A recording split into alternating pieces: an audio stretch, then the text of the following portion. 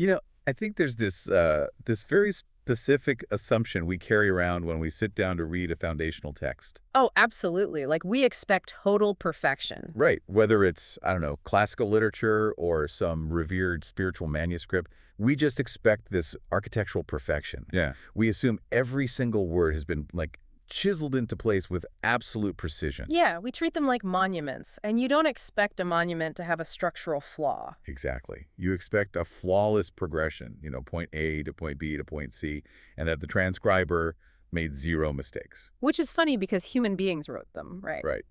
But that expectation makes it so jarring when you step into ancient spiritual literature, specifically the text we're exploring today, and you hit this moment that just makes you stop. You literally want to check if your copy was printed wrong. It's such a wild moment. It really is. I mean, you're reading along, absorbing this incredibly dense philosophy, and suddenly, halfway through the text, the star pupil stands up, clears his throat, and asks the teacher the exact same question he asked 15 chapters earlier. And not just a similar question. No, word for word, the exact same question. It's honestly one of the most famous and baffling moments in Eastern philosophy, because it just feels like a copy-paste error made by some sleepy monk 2,000 years ago. It really does. You find yourself thinking, wait, did the guy copying the scroll just lose his place? Or was the student taking a nap and woke up completely forgetting what they just talked about for the last hour? Yeah, like, hey, what did I miss? Right. But, as we're going to see today, that apparent glitch, that sudden disruption in the flow, it's actually deliberate. It's the master key to unlocking the deepest, most profound psychological pivot in the entire philosophy. It changes everything. It really does. So welcome to the deep dive. Today we are opening up a truly massive stack of sources that, frankly, brilliantly bridge the gap between ancient Eastern philosophy and modern psychological science. It's a great stack today. Yeah, we're pulling excerpts from the Diamond Sutra, the Lankavatara Sutra, the Platform Sutra, and we're looking at historical commentaries from, absolute titans of Buddhist thought. Yeah, like the 4th century master Xingzhou. Xingzhou, yes. And the modern scholar master Nanhuai Chen. But to ground all of this, because we want this to be practical for you listening, we are mixing those ancient texts with contemporary insights. We've got Jon Kabat-Zinn, the founder of mindfulness-based stress reduction and the psychological inquiry methods of Byron Katie. It's such an incredibly rich tapestry to pull from. We're spanning thousands of years, multiple continents, entirely different paradigms of thought, and yet the core investigation is exactly the same. Understanding the mind and stopping suffering. Exactly. It remains entirely consistent across all these eras. And our mission for this particular deep dive is highly specific. For those of you who have been following along with our exploration, we are zeroing in on a crucial turning point. We're looking at chapters 17 through 24 of the Diamond Sutra. And we really want to figure out what happens after a person experiences an initial breakthrough. Because the initial breakthrough is, well, it's the easy part, in a way. Right.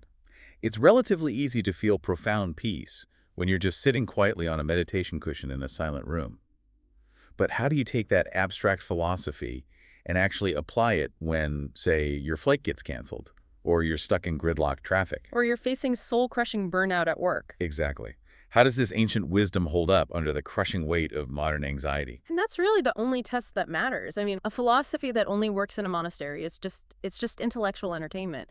The real question is how it functions in the chaotic, friction-filled reality of your everyday life. So let's set the scene for this ultimate moment of deja vu we mentioned. The text is the Diamond Sutra. The teacher is the Buddha. And the star pupil asking the questions is Subhuti. Right, and historically, Subhuti is known as the disciple who best understood the concept of emptiness. He's not a beginner. Okay, good context. So back in chapter 2, at the very beginning, Subhuti asks a foundational question. He asks, how should one whose mind is set on awakening abide, and how should they control their thoughts? And just to clarify the language there, the original Sanskrit word used for controlling thoughts is intimately related to, like, subduing or mastering the mental process. Okay. So Subhuti is asking a very practical, operational question. He wants to know what to do with the relentless chatter of the human mind. And the Buddha spends the next 15 chapters answering him, giving this sweeping, mind-bending discourse on how to liberate the mind from its attachments. And the text actually tells us Subhuti is moved to tears. He's weeping with joy, yeah. Right? Weeping with joy at the profound truth. So the initial instruction is complete, But then we turn the page to chapter 17. Subhuti stands up again, adjusts his robes in this gesture of respect, and says, word for word, how should one whose mind is set on awakening abide, and how should they control their thoughts? It's wild. Why does he ask it again? I mean, was he just completely missing the point for the last 15 chapters? You know, historically, a surprising number of casual readers have drawn that exact conclusion. They just assume Subhuti wasn't very sharp. He was just zoning out. Yeah. But to understand what's actually happening, we have to look much closer at the psychological landscape of the dialogue. It's not a glitch. The Subhuti asking the question in chapter 17 is in a fundamentally different state of consciousness than the guy who asked it in chapter 2. His whole reality is shifted. Exactly.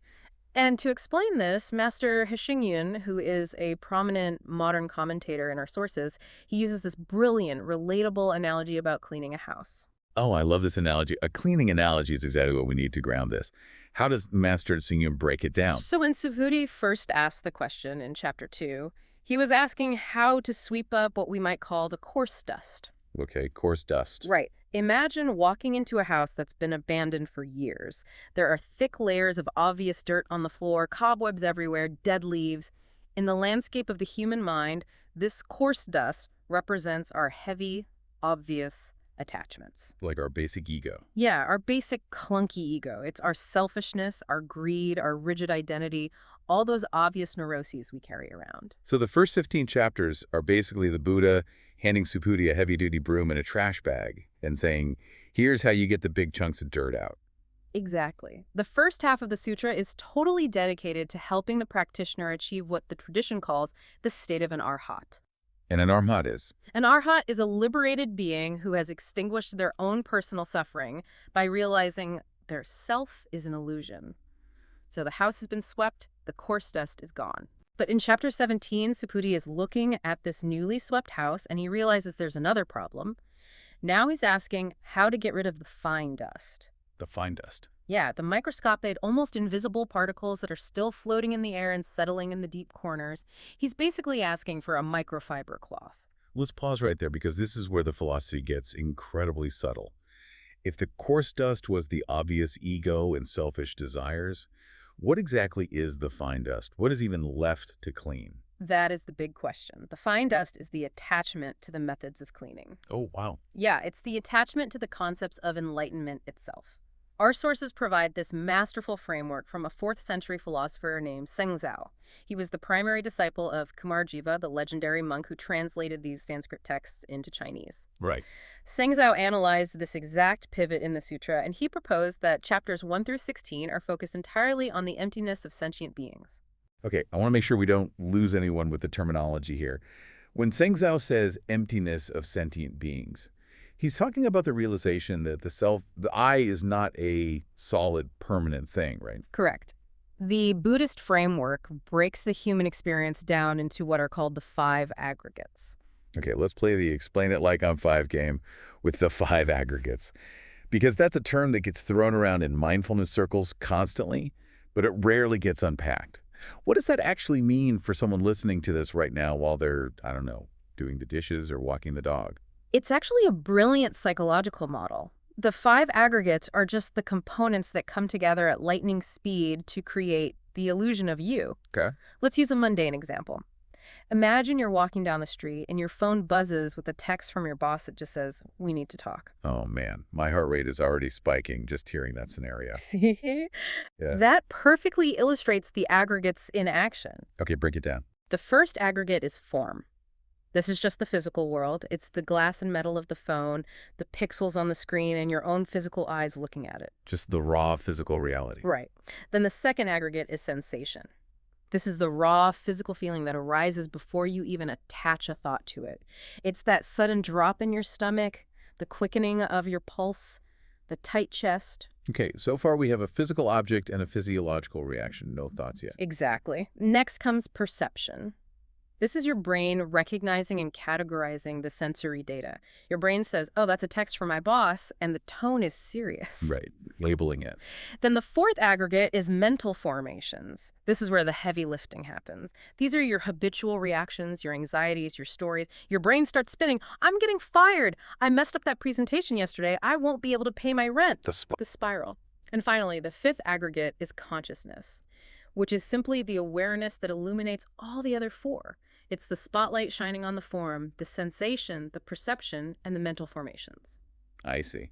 So when all five of those aggregates smash together in a split second, it creates this feeling of a solid me who is in danger.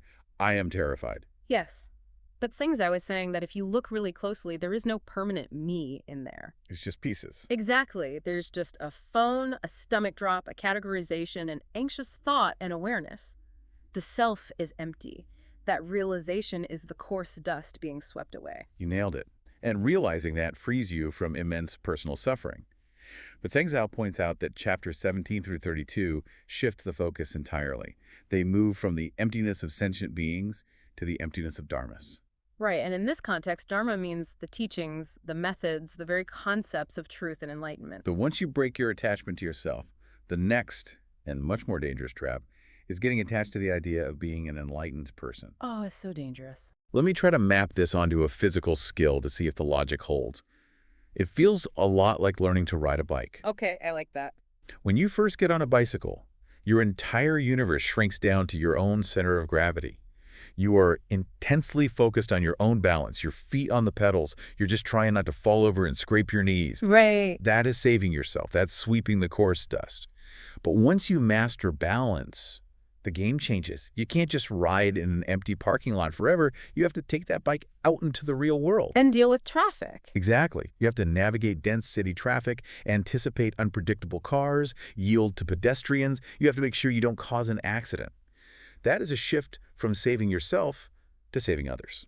That is a highly accurate parallel for the shift from the Arhat path to the Bodhisattva path. The Bodhisattva is the practitioner who achieves their own balance, but then turns around and rides back into the chaotic traffic to help everyone else find theirs. But here's what I don't get. Why is that second phase so much harder? If you already know how to balance, shouldn't helping others be relatively easy? Well, the difficulty of the second phase has nothing to do with gravity or balance. The danger now is getting a big head. The danger is riding through that traffic, smoothly dodging cars, and thinking to yourself, look at me, I am a master cyclist. I am vastly superior to these clumsy pedestrians. I am gracefully saving them from being hit by my wheels. Oh, wow. In the spiritual landscape, that is the trap of Dharma attachment. You become fiercely attached to your new identity as a savior, as a wise person, as a bodhisattva. That is insidious. Yeah. You successfully destroy your material ego, but you immediately replace it with a shiny new spiritual ego. Which is infinitely harder to dismantle because a spiritual ego looks so incredibly noble. It feels good. People praise you for it. Exactly. This is why our sources highlight a very subtle but crucial translation nuance that often gets totally missed in English versions. Edward Kanzi, who was one of the preeminent Western scholars of Sanskrit, points out that when Subhuti asks the question the first time in Chapter 2, he's asking on behalf of beginners. Okay.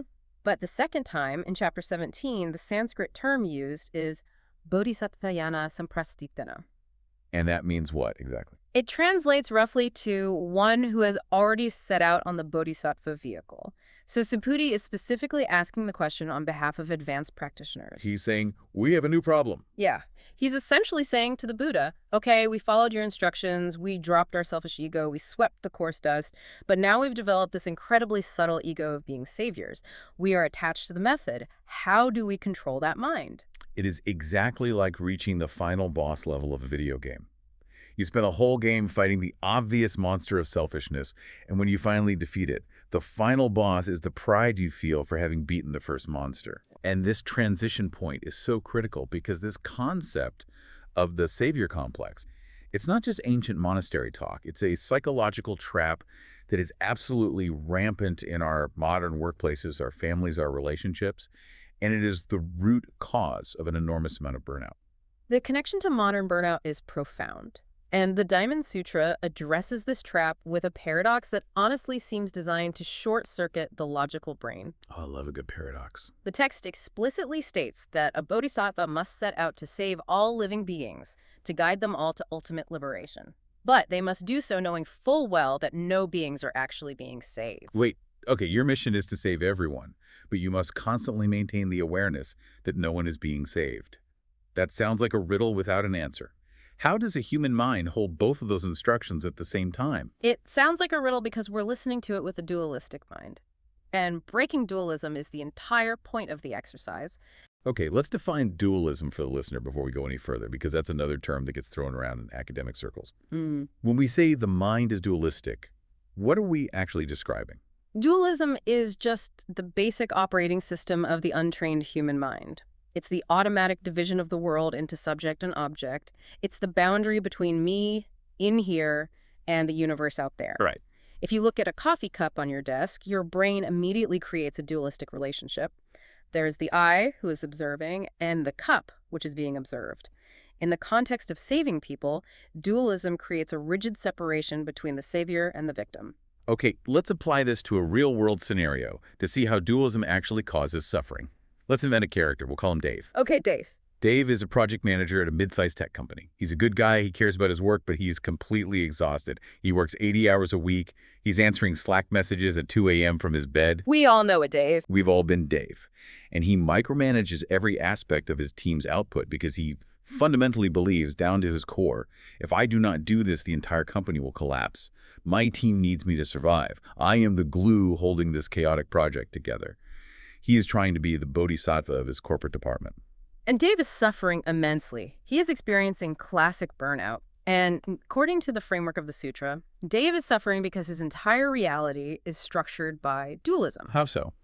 By walking around with the internalized narrative of, I am saving this team, Dave immediately locks himself into rigid boundaries. He creates an ego, which is the I, the heroic project manager. He creates a person, which is the you, his dependent team members. He creates a being, the collective entity of the company that needs his protection. Oh, wow. The Sutra calls these the four marks, the mark of a self, a person, a being, and a lifespan. So by trying to be the ultimate team player, Dave is actually trapping himself in a psychological prison of his own making. Completely. That identity of the savior is an incredibly heavy burden to carry. It's a fabricated ego that requires constant fuel and validation to maintain. If Dave's team succeeds, his savior ego inflates. He feels proud, superior, indispensable. But if they fail? If they fail, or if they simply don't show enough gratitude for his 2 a.m. emails, the savior ego feels attacked. He becomes resentful, bitter, and utterly exhausted. Burnout, in many cases, isn't simply the result of working too many hours. It is the physiological exhaustion of trying to uphold a rigid, artificial identity in a fluid, unpredictable world. That maps perfectly onto the material we have in our sources from Byron Katie. Bringing her work into this ancient context is such a brilliant bridge. It really is. Katie developed a method of psychological inquiry that she simply calls the work, and her fundamental premise is that our suffering does not come from the objective events of the world, but from blindly believing our uninvestigated thoughts about the world. The parallels between Katie's modern inquiry and the ancient sutras are striking. Her method is essentially a practical tool for sweeping up that fine dust. Let's look at Dave through the lens of Katie's 4 questions. Yeah, let's do it. Dave's core agonizing thought is, my team needs me to survive. And as long as he believes that concept, he suffers. He feels that crushing pressure on his chest. Let's actually role-play this, because hearing the mechanism of the work is where the magic happens. I'll be Dave, clinging to my savior complex, and you be the facilitator asking Katie's questions. Perfect. So Dave, your thought is, my team needs me to survive. Question 1. Is it true? Yes, of course it's true. I'm the only one who knows how the back-end database works. If I don't check their code, everything crashes. Okay. Question 2. Can you absolutely know that it's true? Can you know beyond a shadow of a doubt that the team would not find a way to survive without you? Well, no, I guess I can't absolutely know that. I mean, if I got hit by a bus tomorrow, they would panic, but eventually someone else would have to figure out the database. The company wouldn't literally evaporate. Right. Question 3. How do you react? What happens when you believe that thought? When I believe the thought, they need me to survive, I feel physically sick. My shoulders are constantly tight. I don't sleep. I snap at my kids when I get home because I'm checking my phone. I secretly resent my team for not working as hard as I do. I feel like a martyr. And finally, question 4. Who would you be without the thought? Imagine you are still sitting at your desk, still doing your job, but you are completely incapable of thinking the thought, my team needs me to survive. Who are you in that moment? Wow. Without that thought. I'm just a guy sitting at a computer. I'm just looking at the code on the screen. The pressure in my chest is gone. I'm actually able to just focus on the task in front of me, and instead of carrying the weight of the entire department's future, I feel lighter. And that feeling of lightness, that is the dissolution of the savior ego. That is the fine dust being wiped away. It's incredible. But this is exactly where people panic. The immediate fear is always, wait, if I drop the ego, if I stop believing I'm the savior, won't I just become totally apathetic? Won't I just stop working and let the team fail? Exactly. Because in the West, we are deeply conditioned to believe that stress and ego are the primary engines of productivity. We think if we aren't stressed, we don't care. That is the most persistent misunderstanding of both mindfulness and ancient philosophy. As Katie points out, and as the Diamond Sutra insists, when the ego dissolves, action doesn't stop. Action actually becomes clearer and more efficient. Right. If Dave drops the savior label, he still goes to work. He still reviews the code, he still helps his team, but the entire quality of his action has been transformed. He is doing the exact same tasks, but without the heavy, exhausting friction of needing to be the hero. Our sources describe this transformed state using a beautiful phrase, one heart, two keys. And I want to linger on this because it feels like the ultimate operational manual for living in the world. How do we use these keys? So one heart refers to the baseline state of vast, unconditional compassion. You still care deeply about your work, your family, your community. You act to alleviate suffering wherever you can. You still try to save the project. Okay, so the heart is still fully engaged. Yes. But you operate that heart using two keys to ensure you don't fall back into dualistic traps. What is the first key? The first key is the wisdom of form. This is the constant background recognition that the everyday world, the corporate deadlines, the interpersonal dramas, the financial pressures are all temporary, shifting phenomena. They aren't ultimate reality. Exactly. The Sutra later compares them to a dream, an illusion, a bubble, or a shadow. You engage with them, but you don't treat them as ultimate, solid reality. And the second key? The second key is the wisdom of Dharma. This is knowing that even the methods you use to help, even your own identity as a helper, even the concept of doing a good job, are empty of permanent substance. So you do the work with intense care, but zero attachment to the role you're playing. Spot on. You're profoundly compassionate, but you aren't carrying the emotional baggage of constantly needing to announce to yourself, look at me, I'm being so compassionate. You save all beings, but you hold no conceptual framework of beings being saved by you. Exactly. It becomes pure action. When you operate with one heart and two keys, burnout becomes a mathematical impossibility because there's no rigid self left to burn out. The friction is gone. That makes perfect logical sense, and it sounds incredibly liberating. But it creates a massive vacuum that we really need to address. Okay, what's the vacuum? If Dave drops the savior label, if he drops his rigid professional identity, and he recognizes that even the methods of helping are empty, what on earth guides him? I mean, human beings need structures, don't we? We do. If I am navigating a difficult life, I have to rely on something. I have to rely on the teachings, the philosophies, the mindfulness techniques I've learned, right? They are my life raft. And with that word raft, you have perfectly anticipated one of the most famous and radical concepts in all of Mahayana Buddhist literature. Oh, perfect. It's called the raft simile, and it directly addresses the terrifying vacuum you just described. Let's build out the narrative of the raft because it is such a vivid image. Imagine you're a traveler on a long journey, and you come to the banks of a massive, turbulent river. The side you're standing on is chaotic, dangerous, filled with suffering.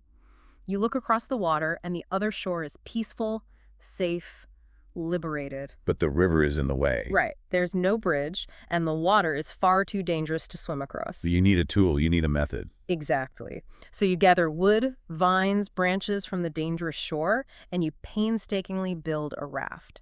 In this metaphor, the raft represents the dharmas. It's the teachings, the meditation techniques, the philosophical frameworks, the therapy sessions, the mindfulness apps. All the tools? All the tools. You push the raft into the water, you climb on, and you paddle with all your strength. It's hard work, but the raft holds together. You navigate the rapids, and finally you reach the peaceful shore. You step off onto solid ground. You are safe. A total success story. The method worked. It worked perfectly. But here is the crucial question the Buddha asks his monks. What should that traveler do next? Should he think, this raft was incredibly helpful to me. It saved my life. Therefore, I must never be without it. And so he hoists this heavy, waterlogged, massive wooden raft onto his shoulders and carries it on his back as he tries to walk through the dense forest on the new shore. That would be absurd. You'd be exhausted in 10 minutes and you wouldn't be able to fit through the trees. The tool that saved you would immediately become the thing preventing you from moving forward. You have to leave it on the riverbank. That realization is the essence of Chapter 17. The Buddha says, even the Dharma must be relinquished. How much more so non-Dharma? The tools that got you to peace become your biggest obstacles if you refuse to put them down. You can't afford to become attached to the cure once the disease has been cured. This connects so seamlessly to the insights we have from Jon Kabat-Zinn. I mean, Kabat-Zinn has spent decades bringing these concepts into modern medical and psychological settings. He points out that our mental default setting is endless, automatic, neurotic thinking. We're constantly narrating. Constantly. Worrying about the future, regretting the past. We are drowning in the river. So we learn mindfulness. We learn to focus on our breath. We learn to shift our attention from the neurotic narration to pure present moment awareness. We build the raft. But Kabat-Zinn warns, just as forcefully as the ancient sutras do, that the human ego is incredibly tricky. It will try to hijack the raft. It always does. You can very easily become attached to the concept of mindfulness itself. You turn being mindful into your new ego identity. You start judging your coworkers for not being as zen as you are. Oh, I've seen that. You start stressing out about whether your meditation posture is perfect or if you're breathing correctly. You become anxious about your lack of anxiety. You are carrying the heavy, wet raft on your back through the office. It reminds me of a very modern trap we all fall into. Let's say you decide you need to get your chaotic work life organized. So you download a complex productivity app to manage your time. The app is the raft. The app is the raft. It's supposed to free you up. Yeah. But a week later, you realize you're spending 3 hours a day just color-coding the app, tweaking the tags, organizing the subfolders, and watching YouTube tutorials on how to optimize the app. Yeah. You have become hopelessly attached to the tool that was supposed to liberate you.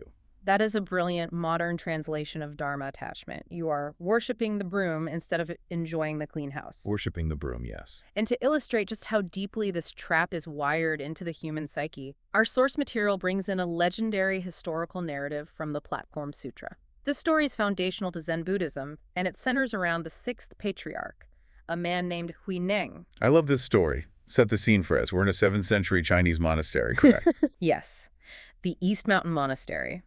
The fifth patriarch, an aging master named Hung Zhen, knows he needs to choose a successor to pass down the lineage, so he announces a challenge to all the monks. Whoever can write a short poem that perfectly demonstrates their understanding of ultimate truth will receive the robe and bowl, becoming the sixth patriarch. It's essentially a high-stakes spiritual poetry slam. Exactly.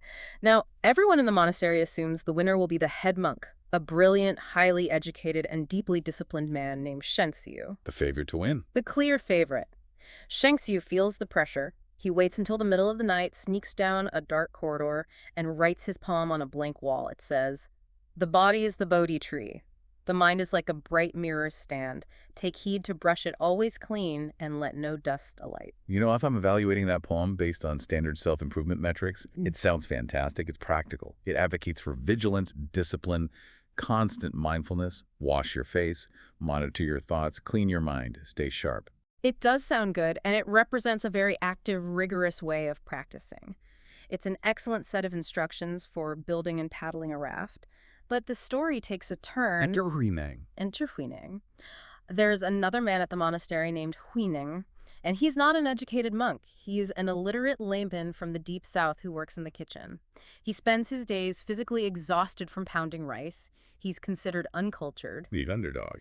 But someone reads Shengxi's poem to him. And Huineng, upon hearing it, realizes immediately that the highly educated head monk has completely missed the ultimate point. Because Shengxiu is still carrying the raft. Exactly. Shengxi's poem is still profoundly dualistic. It assumes there's a solid, permanent mind that exists as a mirror, and it assumes there's external dust that threatens it, and it assumes there's an I that must anxiously stand guard to constantly wipe it clean. It sounds exhausting when you put it that way. It is exhausting. So Huineng, who cannot write, dictates his own response poem to be written next to it. He says, "Basically, Bodhi has no tree, nor is it a mirror bright. Originally, there is not one thing. Where could dust alight?" Where could dust alight? Man, it gives me chills. He didn't just stop color-coding the productivity app. He threw the phone into the ocean. He realized that even the concept of a pure mind is just another concept. If you are constantly wiping the mirror, you're living in a state of fear, you're terrified of the dust, you are still trapped in dualism. Right. Huineng realizes that our true nature is vast, empty, spacious, and completely ungraspable. There is no rigid self to get dirty and no rigid self that needs to do the cleaning. It's the ultimate letting go. And naturally, the fifth patriarch recognized this profound understanding and secretly passed the lineage to Huineng. That is a beautiful realization, but it brings us right back to the friction of reality. If there's no mirror to clean and no raft to carry, how do we handle the actual turbulence of life? Ah, the reality check. Because, frankly, people are still going to be annoying. Yeah. Bosses are still going to send passive-aggressive emails. Traffic is still going to happen. If I don't have my raft of coping mechanisms, how do I survive? This brings us to a concept in the text that sounds incredibly intense, but I think it holds the answer. The term is Anutpatika Dharmakshanti. Your pronunciation is spot on. It's a dense, deeply layered Sanskrit term. The Chinese translation is Wush Ying Hren. A literal translation into English is quite clunky. Endurance in the non-arising of dharmas. Endurance in the non-arising of dharmas. Okay, when I hear the word endurance, my mind immediately goes straight to suppression. Most people's minds do. Let's use a very mundane example. I'm driving home from work, and someone aggressively cuts me off in traffic, almost causing an accident.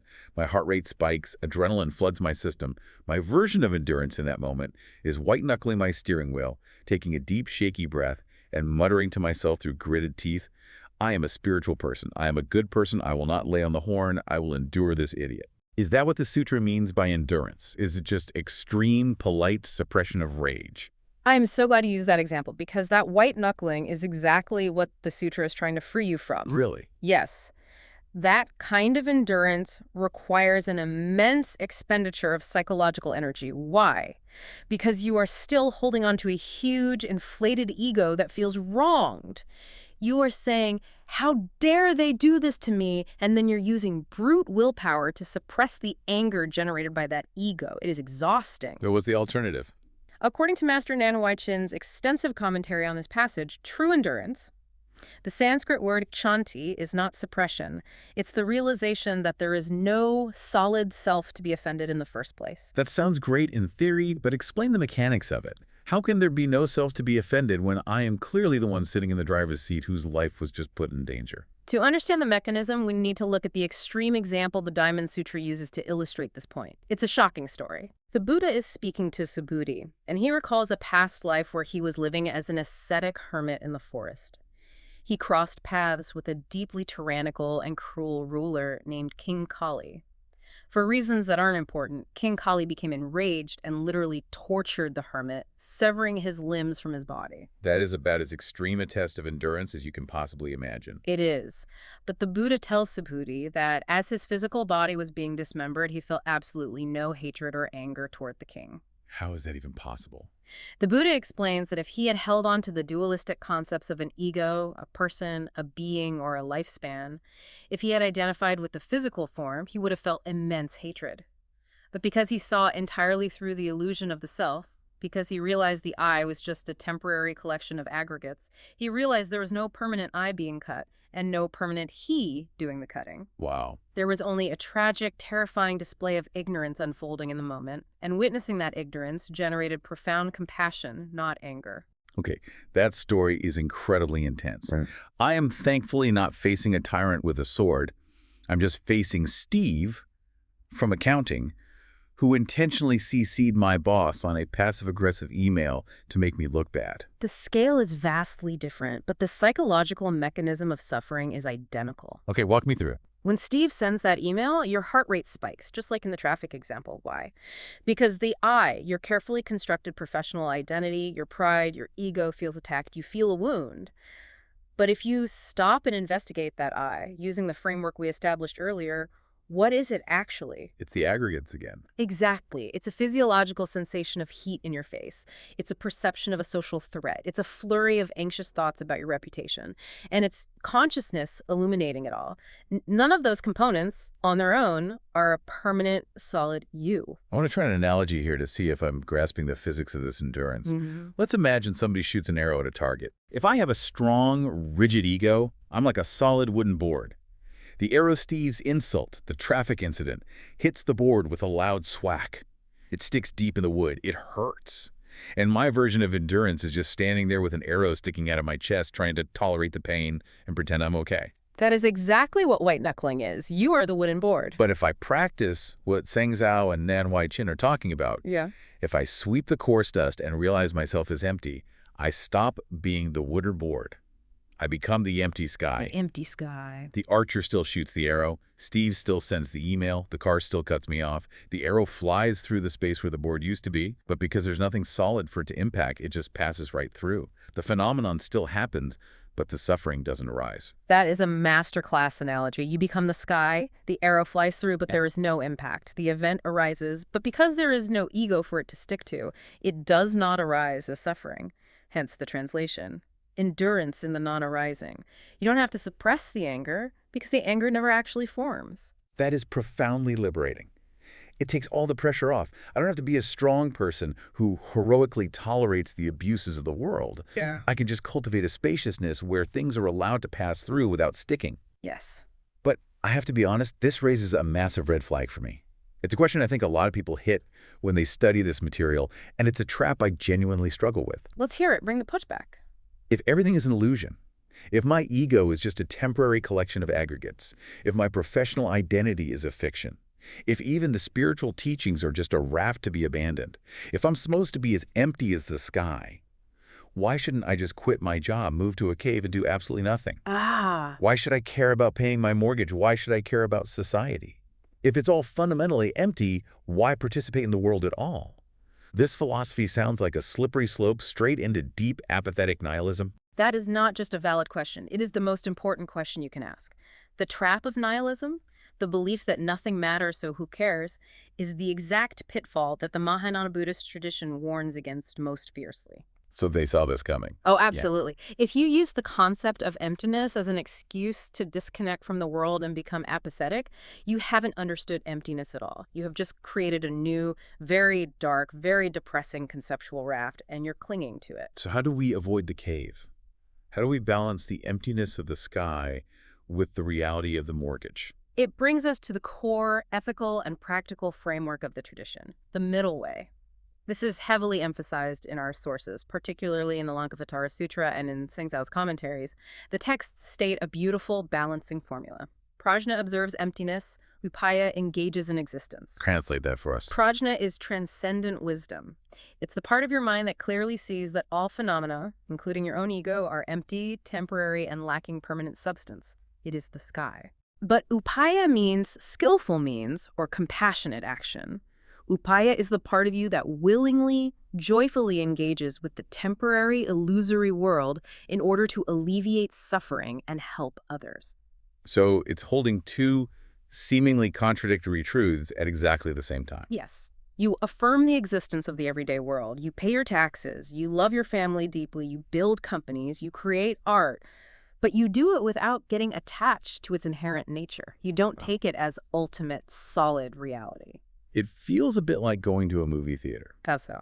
When you sit in the dark and watch a brilliant film, you know logically that it's just light being projected through a lens onto a flat screen. It's an illusion. But knowing it's an illusion doesn't ruin the movie. Right. You still allow yourself to laugh at the jokes. You still cry when a character dies. You still grip your armrest during the action scenes. You are fully engaged. The only difference is when the monster jumps out on screen, you don't actually run out of the theater in terror because you know the monster can't bite you. That is a perfect encapsulation of the middle way. You enjoy the movie of life. You engage with the plot. But you are free from the delusion that the movie can actually destroy you. This balance is summarized in what is arguably the most famous, ultimate instruction of the entire Diamond Sutra. It's a single transformative phrase. Let the mind function without abiding anywhere. Or in some translations, produce the mind that clings to no thing. Produce the mind without abiding anywhere. I want to know what that actually looks like on a Tuesday morning. How does a mind function without abiding? Our modern sources, particularly when synthesizing Master Ching Kung's commentary with John Kabat-Zinn's approach to mindfulness, describe this state as non-doing in action. Non-doing in action. Master Ching Kung points out that when you finally achieve this balance, when you drop the savior complex, leave the raft behind, and engage the world with skillful means, it actually leads to immense physical vitality. It leads to health. He calls it Dharma joy. Because you're no longer burning up all your physiological energy maintaining the wooden board. You aren't grinding your gears against reality. Precisely. You still chop wood and carry water, you still write the corporate emails, you still raise your kids, you still commute in traffic, but you do it with a profound internal spaciousness. Right.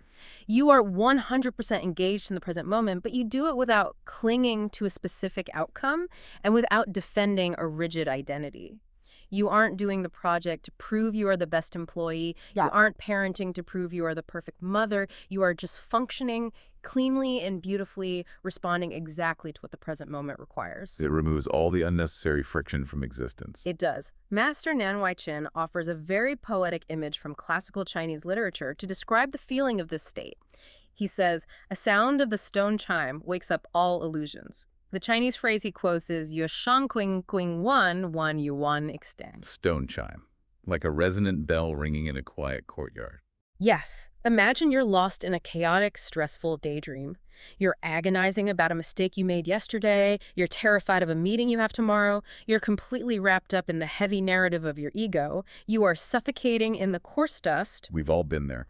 And suddenly, dinging, a crisp, perfectly clear chime cuts through the air. In that split second, the daydream shatters. The anxiety vanishes. The past and future disappear. You are just there, awake, hearing the pure sound reverberating in the empty space. That moment of sudden clarity. Master Nan points out that in the mundane world, people think true blessing means having massive wealth, extreme power, or high social status. But he says those things just bring more friction and more attachment. Because you have to defend them. Exactly. The ultimate blessing, he says, is actually clear blessing, or King Fu. It's the ability to experience that sudden, peaceful awakening amidst the absolute chaos of life. It's the ability to hear that chime and just be completely unburdened by who you think you are supposed to be. Clear blessing. That feels so much richer and honestly so much more attainable than just exhaustingly trying to accumulate status while being stressed out of your mind. It's the wealth of having a mind that functions without abiding anywhere. It's the only wealth that lasts. So what does this all mean for us as we step away from this material and back into our lives? Let's trace the arc of the incredible journey we've been on today. We started by looking closely at a manuscript Glitch Subhuti, repeating his question word for word in chapter 17. And we discovered it wasn't a mistake at all. Right. It was the essential psychological pivot. It was the shift from sweeping up the coarse dust of our selfish ego to meticulously cleaning the fine dust of our spiritual pride. It was the transition from saving ourselves to engaging the world to save others, but doing so without getting a big head about it. Exactly. We saw how easily that transition can warp into the savior complex, creating those rigid dualistic boundaries that lead Dave, the project manager, straight into burnout. We learned from Byron Katie how to question those heavy identities. Is it true? Can you absolutely know it's true? Yes, questioning it all. We learned that we have to use the raft of teachings in mindfulness to cross the turbulent river, but more importantly, we learned that we must have the courage to leave that raft on the riverbank once we reach the other side. We cannot let our spiritual tools become our new cage. And we explored the ultimate stress test, true endurance, realizing that when the arrows of life fly at us, the insults, the traffic, the disappointments, we don't have to be a wooden board that takes the hit and suppresses the pain. We can cultivate the emptiness of the sky, where the arrows pass through without causing suffering because there is no rigid self standing there to be offended. And crucially, we realized that becoming the sky doesn't mean retreating to a cave. No nihilism here. None. We stay in the world. We engage with the movie, we write the emails, we ride the bike in traffic, but we do it with non-doing in action. We produce the mind without abiding anywhere. So the next time you feel overwhelmed by the intense pressure to be the hero at work, or the next time you feel the hot physical sting of an insult from a colleague, I want you to remember that the you feeling that pressure is not a permanent fixture. It is just a temporary configuration. It is just the aggregates having a moment. It's just a passing cloud in the... What would your next hour look like? How freely would you interact with your family or your work if you had absolutely nothing to prove and no self to defend? Where could dust alight? Precisely. We started today looking at a text, wondering if an ancient transcriber made a mistake. It turns out the only real mistake is reading these words without realizing they are a mirror, reflecting our own deepest attachment. Thank you for joining us on this deep dive into the Diamond Sutra. Take that spaciousness and that clear blessing into the rest of your day.